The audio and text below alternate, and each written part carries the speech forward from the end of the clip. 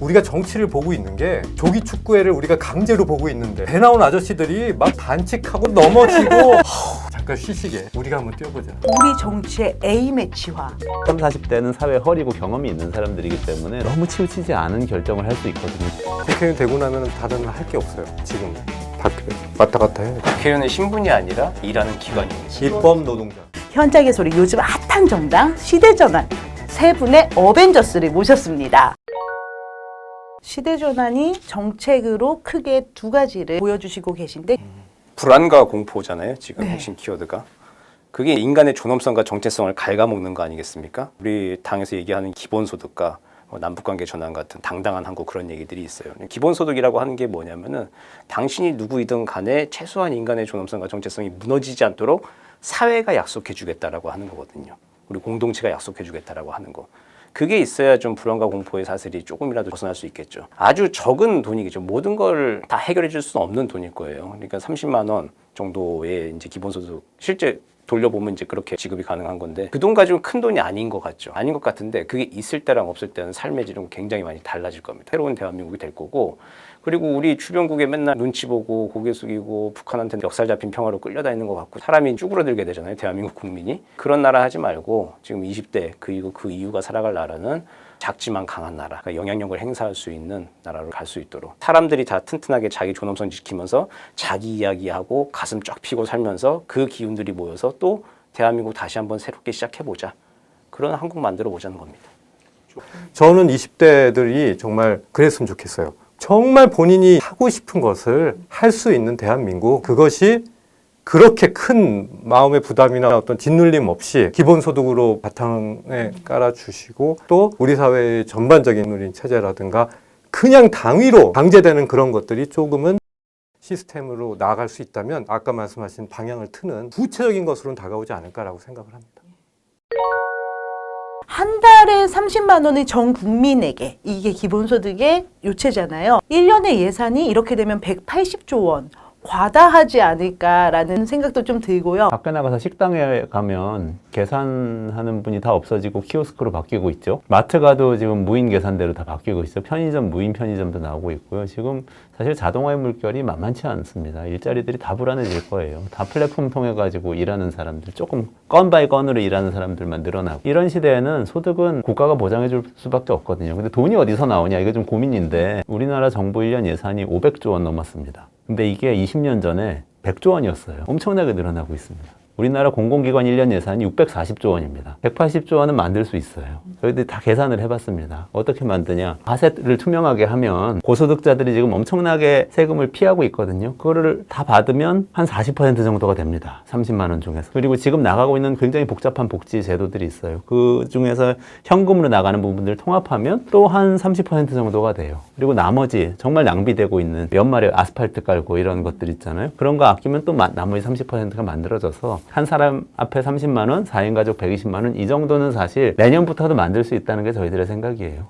이원재 공동대표님 말씀은 기초생활보장급여나 육아수당, 보육수당 이런 현금 지급 분들을 모두 합쳐가지고 그걸 기본소득 안에 편입시키자. 모든 걸 다 합칠 수는 없고요. 어려운 분들이나 특별한 어려움이 있는 장애인이라든지 뭐 빈곤계층이라든지 이것들은 그냥 둬야 됩니다. 근데 이런 거 말고 청년들한테 뭐 월 50만 원씩 6개월 준다든지 또 뭐 청소년들한테 주는 거 또 어르신들한테 주는 거 학생들한테 주는 거 이런 게 굉장히 복잡하게 지금 얽혀 있어요. 또 뭐 근로장려금, 자녀장려금, 국세청에서 주는 거, 복지부에서 주는 거, 지자체에서 주는 거 이걸 합치면 사실 그만큼 된다는 겁니다. 그리고 인플레이션이라든지 다른 경제적인 부대 효과를 일으키지 않을지 이런 것도 조금 무서워요. 돈을 찍어내서 나눠주면 인플레이션이 생겨요. 근데 돈을 많이 벌 때 걷어서 적게 버는데 쏟아주면 돈의 양은 똑같으니까 인플레이션 안 생깁니다. 그리고 지금 세계에서 인플레이션 걱정하는 나라 하나도 없어요. 다 디플레이션 걱정하죠. 물가는 너무 낮아서 문제입니다.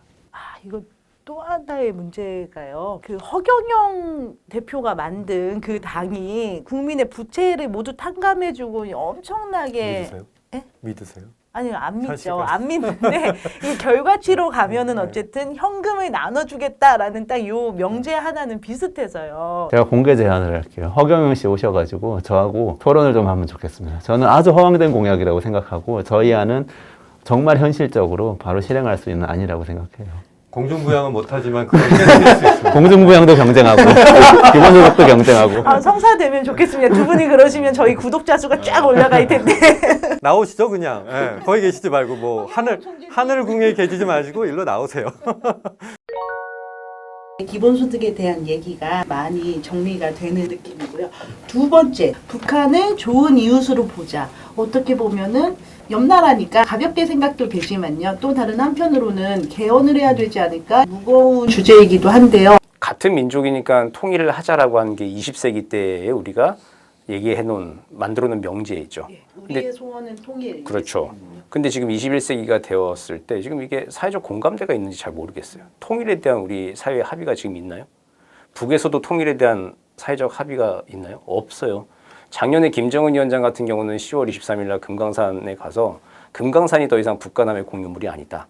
그리고 아버지 선대 때의 그 사업들이 잘못됐다라고 하는 공개 비판하기까지 이르렀죠. 북한에서는 새로운 세대의 새로운 인식의 새로운 지도자가 이미 나라를 주도하고 있는데 우리는 아직 20세기의 명제에 좀 머물러 있는 게 좀 현실과 너무나 큰 불일치, 괴리가 있는 게 아닌가 싶습니다. 이걸 좀 전환을 좀 하자는 거죠. 사실상의 이제 두 국가인 상태를 인정을 하고 좋은 이웃 국가, 그러니까 지금은 좀 우려스럽고 불안한 이웃 국가잖아요.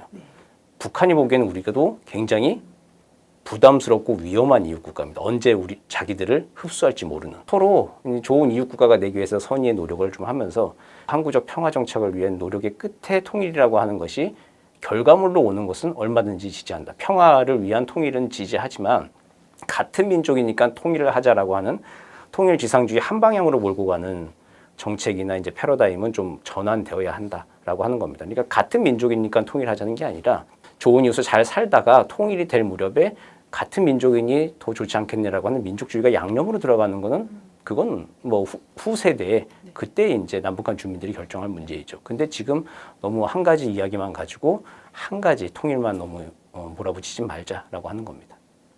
거기에 대해서 조금 불편하게 느끼시는 분들도 물론 있을 거예요.